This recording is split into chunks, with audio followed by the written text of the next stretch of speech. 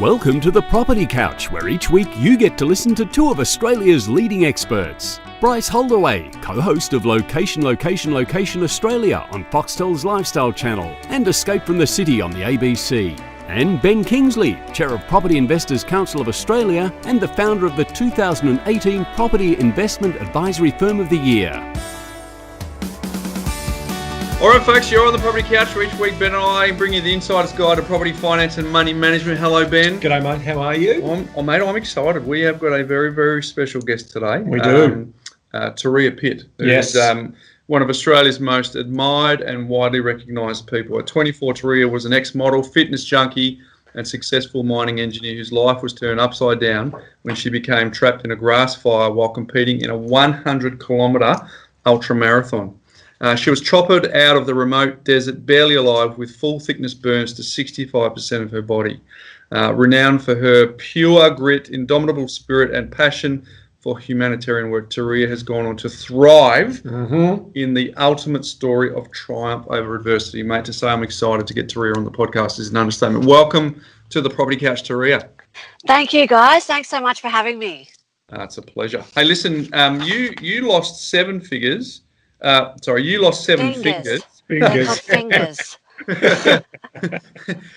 You endured 6 grueling months in hospital and you underwent 200 operations and spent 2 years in recovery. But you've sort of rebuilt your life to defy every expectation that you, and this is quoting you, that was placed on you. So you're living proof that the right mindset, you can truly achieve anything. You're a remarkable person. How do you feel when people give you that sort of feedback about who you are as a person and what you've overcome? I guess it's always hard, because it's a summary of your whole life in a couple of sentences. But it makes me really proud of everything I've done and everything I've achieved, and it makes me feel good. I'm really happy where I am at the moment in my life right now. Yeah, and I guess for those of our listeners who haven't heard your backstory until that introduction, I was exposed to you when you did your story on 60 Minutes. And I got to be honest, I was just overwhelmingly inspired by your story. I'm sure that's a normal piece of feedback that you get. But not only overcome those sorts of adversities, but the fact that you do some amazing things. You're still competing in Ironmans. I saw on your Instagram that you were surfing over what looked like water that had a reef, couldn't have been more than a foot below the surface, and they were pretty big waves. You challenge yourself beyond what most people would do. Where does that go? I think it's really important to always stretch the boundaries of our comfort zone and to ascertain for ourselves what is actually possible. And I think that was one of the most frustrating things for me being in hospital, because I'd had an accident. I went from being this ambitious overachiever to people having very, very little or very low expectations of me. So the doctors would say, you can't do any of that physical stuff anymore, but if things go good, you might be able to drive again, you might get a job, you might even get married. And I found that so frustrating, because it was, just because I had an accident, suddenly people's expectations of me had plummeted. So I guess that was what spurred me on to go out and really test myself and see what it was that I was capable of. And I guess also to prove, I always like proving people wrong as well. Yeah, well, good on you. Can you tell us, we obviously sit here and I chat to you, and I've got to know you over the last couple of years. We sit here and we see the success story that you are, but what did it look like back in those early days? You spent all that time recovering, but to be able to back yourself, can you give us a bit of an insight into, you had all these expectations of others, but how did you make sure that your expectations of yourself didn't get limited by that external noise? Yeah, I think to be able to back yourself, you have to be willing to put in the work, and that's what I did. I did the Ironman World Championships a couple of years back, and there's this awesome photo of me crossing the finishing line. My arms are in the air and I've got a smile on my face and I've got sponsors' logos all over my race suit.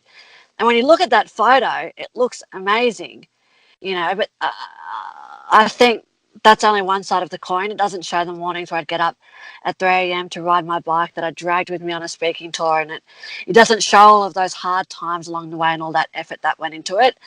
So I think you've just got to ask yourself if you're doing the work, and I think the more you do the work and the more steps that you take, the more you realize, what I'm trying to achieve, maybe it is possible. So I was just sort of interested in your mindset prior to the race that caused the accident. Yeah. You talked just before about, being an overachiever and someone who wanted to take on the world.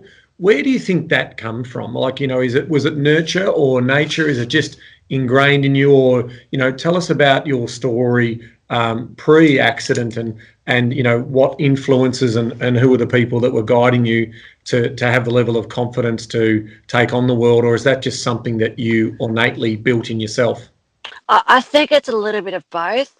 I had really awesome parents. I had a phenomenal mum. She was from Tahiti, and she's a really positive lady. She can put a positive spin on literally just about anything.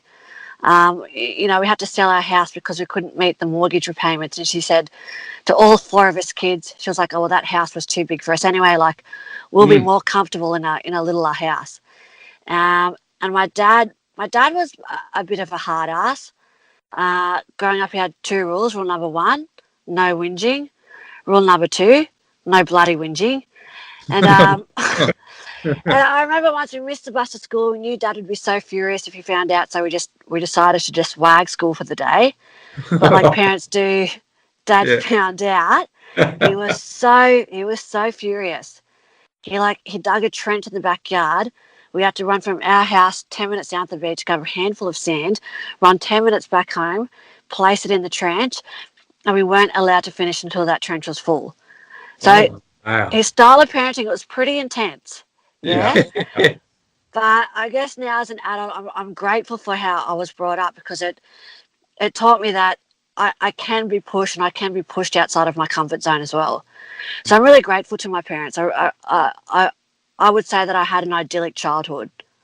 So that's really fascinating how, so I'm keen on your dad's view of the world. Was he glass half full or glass half empty, or? He was realistic. He was like, if you put in the work, Turia, you'll get where you want to go. If you don't put in the work, don't whinge. Yeah. And yet telling you a great story about, telling you this story of your life being quite comfortable, where you obviously couldn't make the mortgage and hence you've gone to a smaller house. But the story she's telling you and the story that you're hearing is one of positivity mixed in doing hard work. I mean, it's almost the perfect formula, and as kids, you don't know it though, do you? You never. Yeah. I mean, I the only thing about my parents is I've never turned to them for financial advice. so look, and obviously we're not good with money. Turia, can I circle back to that? It's a very, very important part of what we want to chat about today, because we want to segue into finance and property. But before we do that, we often do a mindset minute theme as a kickoff for our podcast.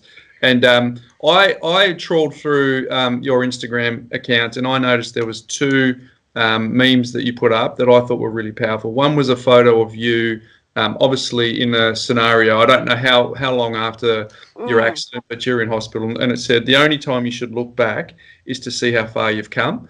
And I must admit that was really powerful. And the second one you wrote was, "When you start seeing your worth, you'll find it harder to stay around people who don't." What do those 2 things mean to you? Well, the first one was I think a lot of us, we may spend too much time in the past. We may rehash in our minds past events that have happened, and I don't really know if that serves us. For me, there's not much point in me thinking about the fire and what happened that day. It doesn't benefit me at all.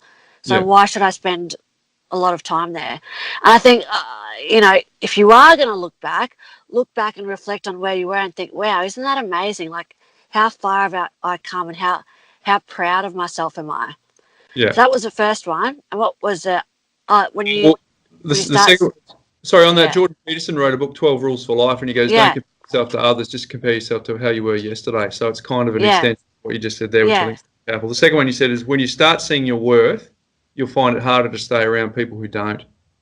Yeah, well, I think I'm sure you guys know this, but you're the average of the people that you spend the most time with. And if you're spending time with people who really inspire you and are really smart and are really engaged and are go-getters, that's going to have a positive influence on you. And the reverse is also true. Yeah, nice. Well, when we were chatting during the week in prep for this, you talked about how you wanted to share your morning routine, and that sets you up for the day. Yeah. Yeah, well, there's another really good quote that I like. Either you run the day or the day runs you. Mm-hmm. And I think that's really important because I think most of us, I know for girls and women in particular, they might have a particular makeup routine or beauty routine that they follow in the morning, but we don't really pay much attention to what's going on upstairs. So it was just about carving out 5 to 10 minutes in the morning to really mentally prepare yourself for the day ahead. So one of the things I do is something that I don't do. I don't grab my phone. Mm-hmm. Because if you grab your phone, you're looking at texts and emails, and then all of a sudden you're on the back foot and you're thinking about doing stuff for everyone else before you've ever thought about the important stuff that you need to do for yourself. And the second thing I do is I do a gratitude practice. I just take a minute every morning to think of 3 things that I'm genuinely grateful for. And when I start my day in that way, my day runs a whole lot better than if I start my day not having done that. Yeah, I tend to agree with you, and I think one of the things I've spoken about it to my wife of late is I use my iPhone as my alarm, and I turn it into flight mode and I turn it to do not disturb. But it doesn't necessarily help me with that morning routine because it is the first thing I see, and it's probably I think I might use that as a reminder to get myself a different alarm, Ben. But hey, Ben talked about it before, Turia, and I think it's a good segue into we are the Insider's Guide to Property Finance and Money Management. What you mentioned, you didn't take your advice from your dad in terms of finance. Why is that? And how have you? I love my dad. Mm-hmm. He's an awesome man, and he actually failed at a lot of things in life. He had all of these great business ideas that he was going to do, and none of them were commercially super successful. But that taught me a really important lesson as well, because when he'd fail, he wouldn't be down and upset with himself. He'd just get on with things. And I think it's really important for all of us to fail. And like I said at the beginning, if you're not failing, then maybe you aren't really challenging yourself and testing yourself. But yeah, I wouldn't say that my parents are financial gurus, just like they're not fitness gurus either. Mm-hmm. So I think with whatever you're trying to achieve in whatever area of your life, if you want to get fitter, you go see a personal trainer. And if you want to sort out your finances, you do things like listen to the Property Couch and look at you guys as well. So that's the approach that I've taken. Was there a point, Ben, you let me know if there's something you want to jump in here. Was there a point where you realised, okay, what you'd learned from your parents needed, the software needed updating and pivoted to a point where, because I know now that that you're into property, and we'll get into that shortly, and I know that you're running a business and all those sorts of things that that provide you with cash flow and lifestyle. But was there a point where you realised consciously, or was it just a osmosis you evolved into where you are now in terms of your financial capacity and your investing capacity? I think to start with, I don't think anyone really learns enough about money. Mm-hmm. Like if you think about it, when you have money, that gives you so much opportunity and that gives you freedom. But a lot of people don't have good money habits, and that means that their kids might not have the best money habits. So even from a really young age, you sort of start off on the back foot. You might have a student debt, credit cards. I know when I was at uni, I don't know how they managed to lend me this much money, but I had like a credit card of $15,000 when I was a student. Like I had no capacity to pay that back. Yeah. And so credit's extended to everyone really easily. And I think for your family and to have as much freedom and opportunity as you want, you really need to master your finances. Mm-hmm. And I wouldn't say that I've 100% mastered mine either. Like I'm still on the learning curve. I'm not a guru like you guys. No, but what I liked about though, but you have reached out to people like us to get knowledge, right? So Yeah. Well, it's like if you want to lose weight, I yeah, probably wouldn't come to you two. no, certainly Like, unless you want to eat hot all day. And if I wanted to learn how to cook, I wouldn't turn to me. Yeah. So I think you find the experts in that area, and you can just start off doing something really simple. You can listen to the podcast in the car. You can read the book. You can buy a property magazine at the airport. Like, there's a lot of simple little steps that you can do at the start, which don't necessarily cost you any money or much money, and you can learn from there.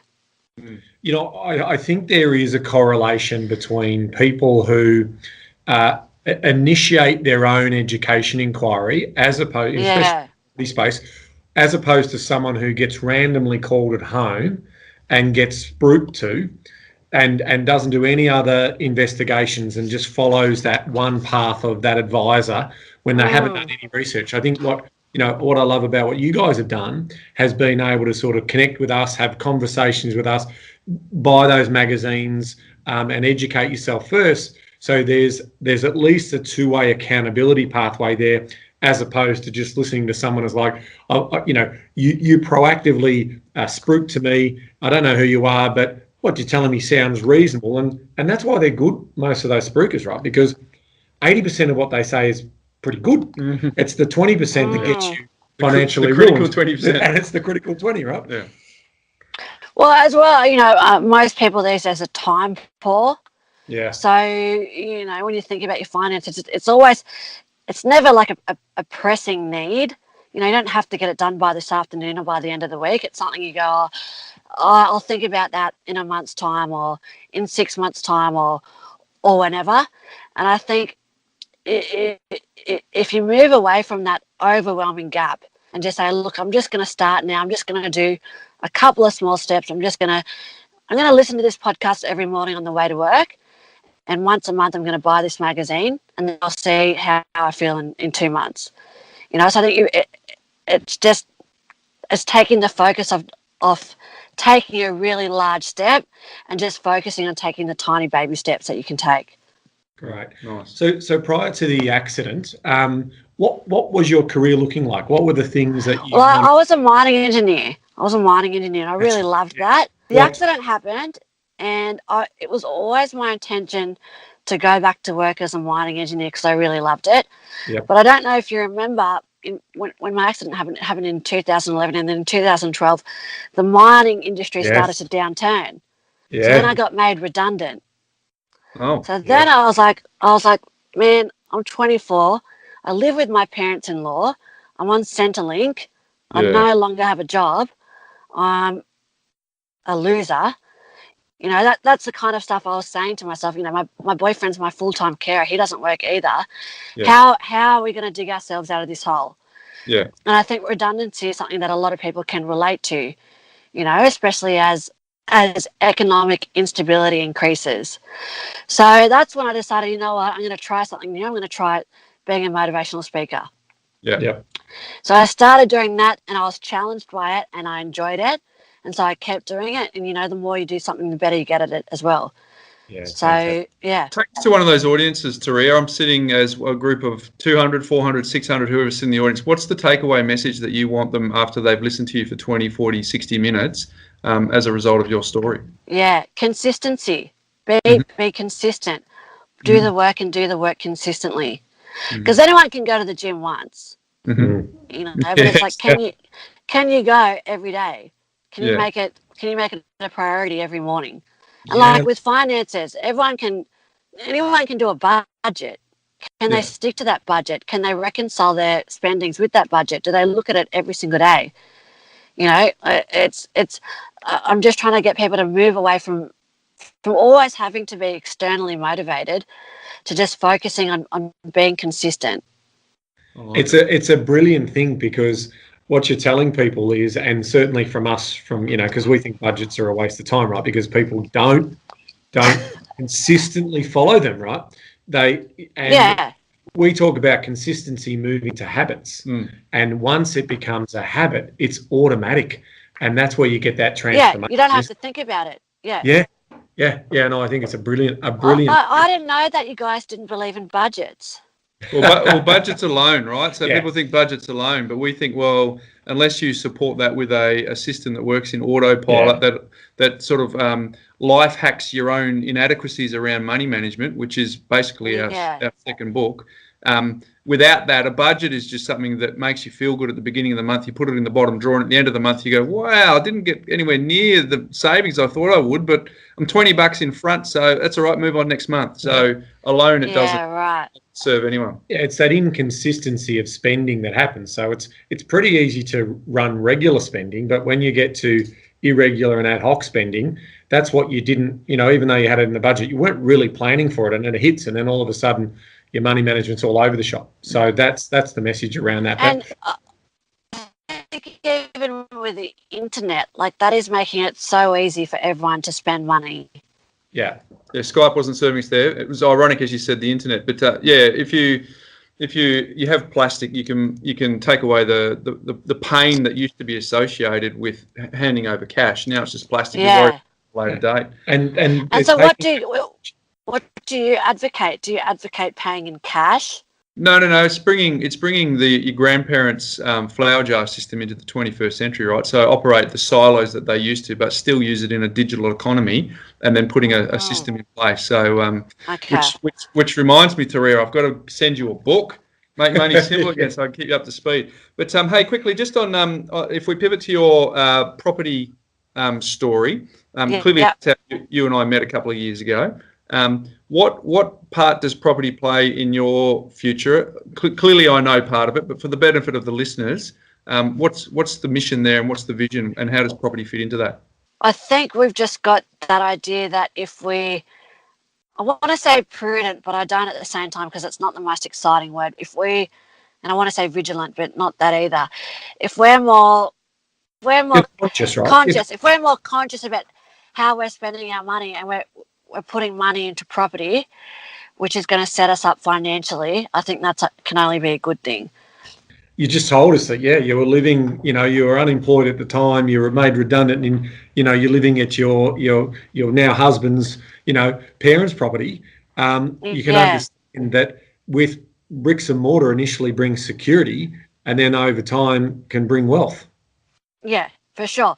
But I think what my partner and I have discussed about property, it's really something that you're in for the longer haul, or that's our view on it anyway. I don't know if that resonates with you guys. Absolutely. Yeah, you put the money in, you start paying it off, and then mentally I just forget about it. Mm-hmm. Yeah. The money comes out every month. I haven't accounted for that money being in my budget, so I almost disregard it. Which frees up my brain space to do other stuff as well. Yeah, brilliant. Nice. Yeah.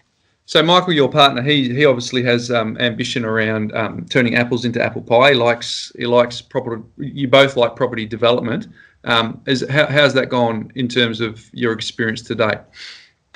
Well, I think it's a bit of a challenge. It's not something that I froth out on that much. It's more his.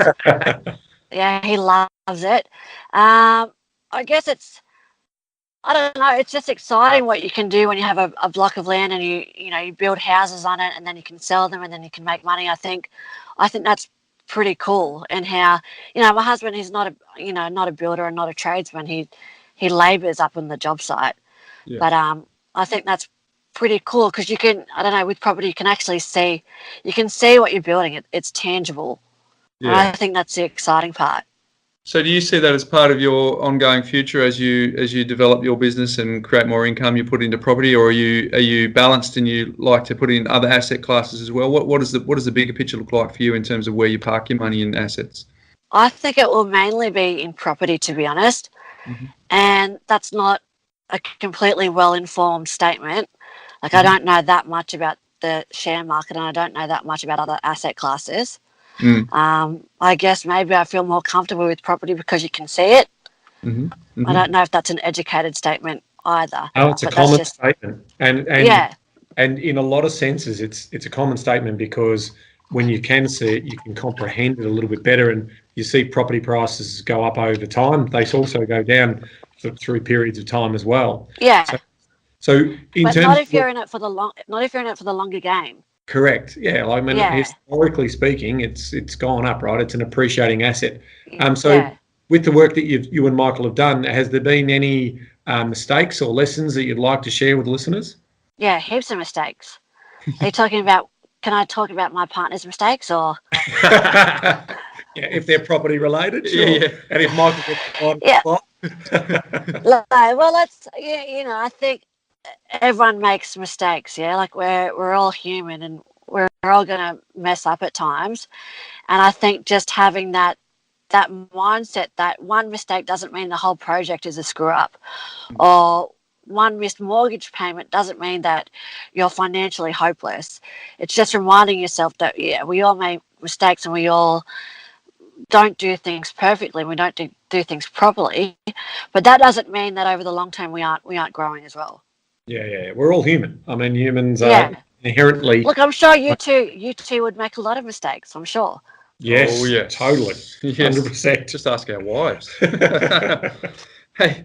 So just quickly, you mentioned you're a motivational speaker, but you're also an author, Unmasked and Everything to Live For. What? How are they in terms of writing those? Were they cathartic? And what's been the response from people once they've read them? Yeah, I think so. Those two books were biographies, and they were really cathartic. And then my publishers asked me if I wanted to write another biography, and to be honest, I'm kind of sick of talking about myself. I don't know if that makes sense. So I've written a book for kids and teens called Good Selfie. And that was really good because I basically just put all of the lessons that I've learned over my journey into a format that I hope that they'll like as well. Actually, you guys have got kids, don't you? We do. Yes. Yeah. Yeah, I'll send you some copies. Yeah. You can give them to the kids or your kids.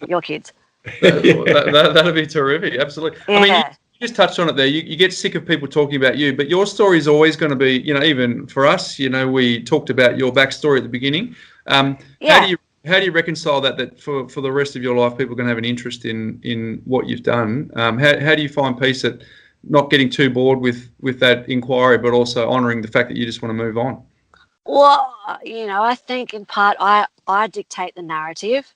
Mm-hmm. Just because people ask me about what happened in the past doesn't necessarily mean that I have to respond or explain to them as well.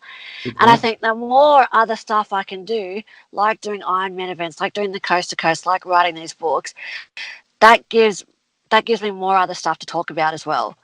So if I'd just been burnt and I hadn't done anything else since, and I just talked about that one day in my life 8 years ago, I think I'd be pretty bored right now.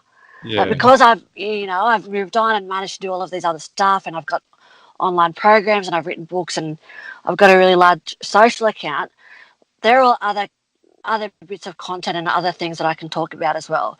So I think, it's natural that people are going to be interested in my story. It's fascinating. And having said that, I've got to be strong enough to be able to dictate the narrative as well. Yeah, absolutely. If for those listening, if you want to go to Turia Pitt on Instagram, I was really excited when I got there because obviously doing some background, but you're showing a lot of the things that you're doing with your family and a lot of the sporting and the outdoor activities, and it was really great. I mean, Tony Robbins, Tim Ferriss, Prime Ministers, Prince Harry and Meghan, Nicole Kidman, Michelle Obama, they're all people that you rub shoulders with and you've had interactions with. But I find you a hell of a lot more inspiring than, there's a few on that list that I'm really inspired by. Mate, Michelle Obama is pretty cool. Yeah. She's incredible. She's up there.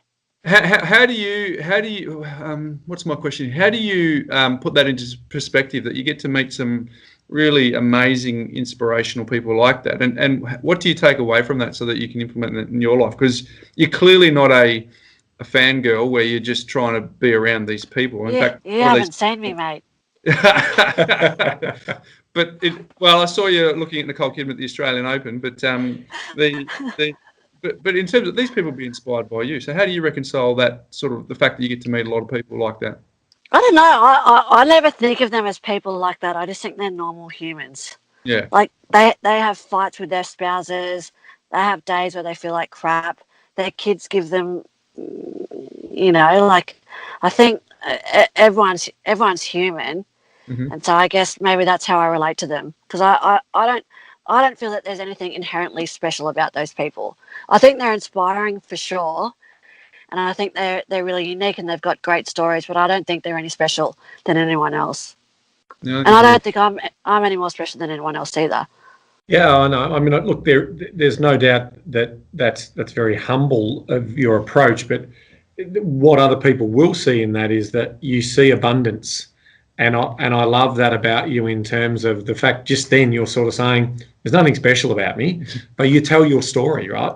And the story that you're telling yourself internally about how this is, basically get busy living and still maximise the life story that you can maximise yourself after the accident is it's just organically inspiring, right? Yeah, you bet.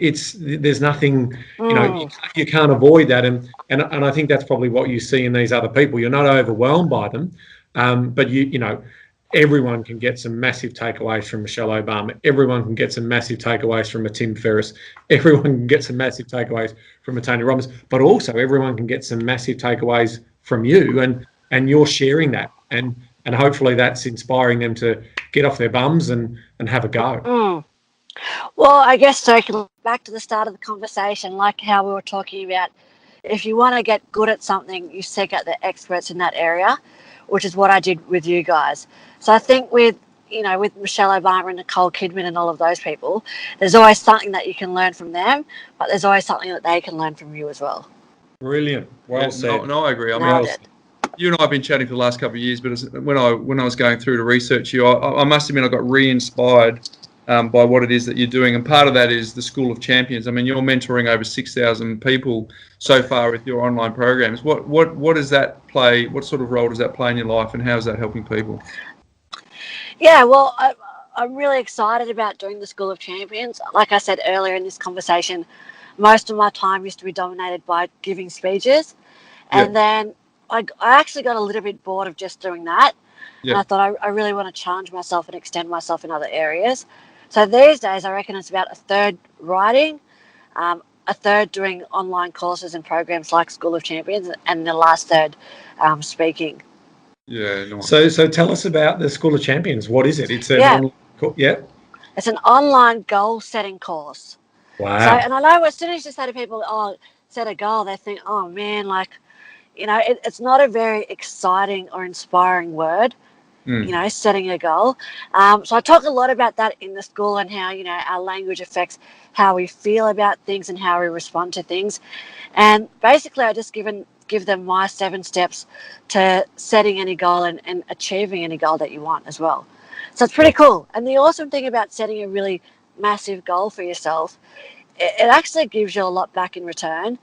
If you achieve a really big goal that's really important to you, you get more confidence, you get more self-esteem, you get more self-belief, and that helps you to move on to the next thing as well. Yeah, and as you say before about being consistent, it gives you something to put into practice with, because a lot of people can get excited about setting the goal. It's the consistency of working towards it. When they get to the middle, that they all get... it's the grind. Like, no one likes the grind, but that's necessary if you want that end result. You have to accept it and just go, you know what, this is just part of it, and this is going to help me get to there. So that's what I've got to do. Yeah, nice. Hey, your world's changed for the better recently with the arrival of Huckabye. He's pretty cool. He's pretty cool. Well, I've never met him, but I've seen him on socials as per the other 800,000 people. But tell me, how's that changed you becoming a mother? Well, I think it's given me a healthy dose of perspective and what's important in life. And I already had that before, but even more so now that I'm mum, it's changed my priorities. Like, I don't really want to be out riding a bike for 8 hours now. Like, I'd rather be spending that time with my son. So I think it's really shifted my priorities for me, but at the same time, I still think it's really important to do things for yourself. Like, I don't want to lose who Turia is, because I know one day the kids will leave home, and then, what will I do? So I think it's super important to be focused on your kids, but it's also good to also maintain some of that focus on yourself as well. Brilliant. So just on that point, and you're obviously big on goals, which is what we're about, planning to become what you plan to be. What are some of the big rocks in the jar, the big goals that you see for yourself over the course of the next, 3, 5, 10 years? Yeah, I guess probably not going to give you all of them because that might be a bit boring. But I think that continuing on our property journey and creating wealth for ourselves in my business. I want to grow my business and I want to do, a lot more products like my new book, Good Selfie. I really enjoy doing stuff like that. And we'd love to add to our family as well. So that's going to keep us pretty busy for the next couple of years at least. Yeah. Yeah. Talking an extra 1 or an extra 2 or an extra 3? Is it going to be a big family or what's the plan? I don't know. Like, if I had infinite amounts of energy and I wasn't tired, I'd have like 10. That's great. Yeah. But I don't have infinite amounts of energy and I do get tired. So I don't know. We'll just play it by ear. We'll see how we go. Right. Fantastic. But there sounds like there's at least one on the radar. Yeah. Or I should say. Which is good. Hey, normally we get to this point, Turia, where we do I do a life hack, and but again, in chatting with you in preparation for us talking today, you told me that you've got a life hack around I have to swapping with I get to. Can you elaborate on that? Yeah. So I found myself when I first had my son Huckabye, I was always saying I have to, like I have to go pick up Huckabye. I have to go wash his clothes. I have to clean his room. I have to do this for him, and I have to do that. And by continually saying to myself, I have to, it was almost like I was resenting my beautiful baby boy. So then I decided to start saying, I get to. I get to go pick up Huckabye. I get to watch Huckabye play, and I get to be here and be around and watch him grow up. And I think it's such a simple change in your language. You're saying I get to instead of saying I have to, but how that makes you feel, it's totally different. It shifts the focus from being one of obligation to being one of gratitude. Yeah. So I reckon you guys should try that as well. Yeah, it's an awesome strategy. I should try that. That's a ripper. Yeah, I like that one. Yeah. So, hey, it's been a joy to catch up with you. Thanks for agreeing to come on to the Property Couch and share your personal story, and as we've tied it into the fact that you also have a property backstory as well, yourself and Michael. We'll have the links to the course. We'll have the links to your books where they can buy those books. You are a true inspiration. It's been a delight to be able to get to know you as well over the last couple of years. So thank you, and thank you for sharing your story with our listeners. Yeah, no worries. Thank you so much for having me. I appreciate it. It's a pleasure. Put that in the bank there, listeners. I think it's a good one. Now, Ben, did you know? Did you know?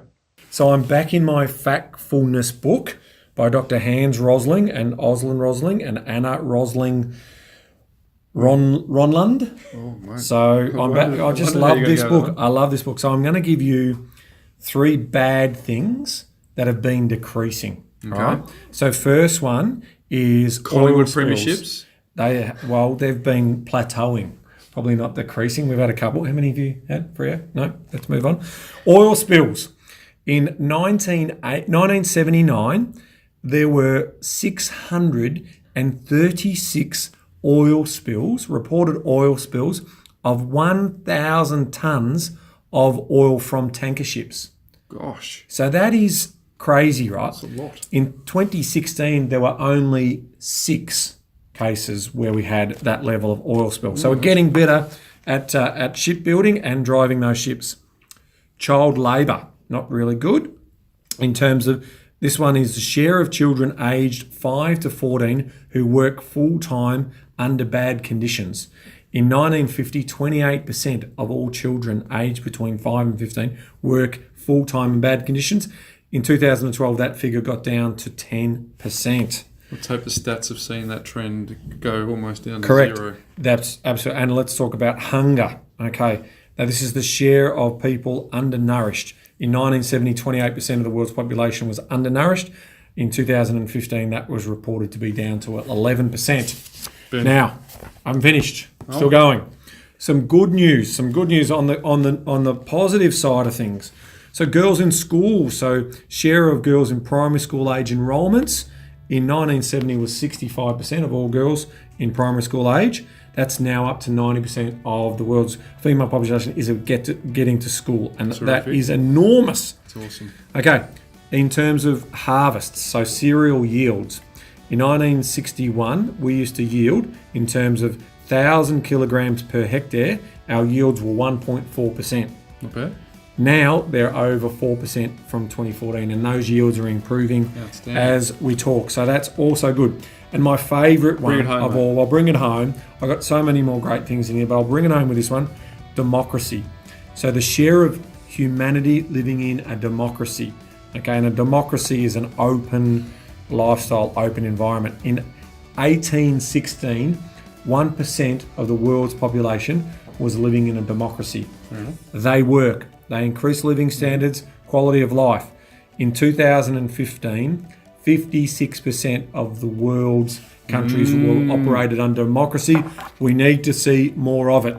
It is the way to better quality of life, better living standards. So there you go. I like it, Ben. For those of you that are into Ben's Did You Knows, I recommend that you reach out for that book, Factfulness. It's got lots of goodies in it, but well done, mate. So just, again, it was really exciting to have Turia join us today. Absolutely. For those of you that have heard her backstory, you'll obviously see that she's kicking goals and moving forward. For those of you that have been exposed to Turia for the first time, do yourself a favour. Yeah. Go to her Instagram or her website and have a little look. It is inspiring what she's done and where she's come from. So we thank her very, very much for joining us here on the Property Couch. And Ben, until next week. Knowledge is empowering, Bryce, but only if you act on it. Well said. See you next week, folks. Folks, we hope you enjoyed this episode. Just a quick reminder that this is general advice only, and you should always consult a professional advisor before making any investment decisions. And if you haven't had the chance to go back to the foundational episodes, we've got good news for you. Go to thepropertycouch.com.au/TPC20 and check out the free binge guide, which gives you the insights you need from the first 20 episodes, where we unpack the foundational pillars of the insider's guide to property, finance, and money management. It's completely free and available now.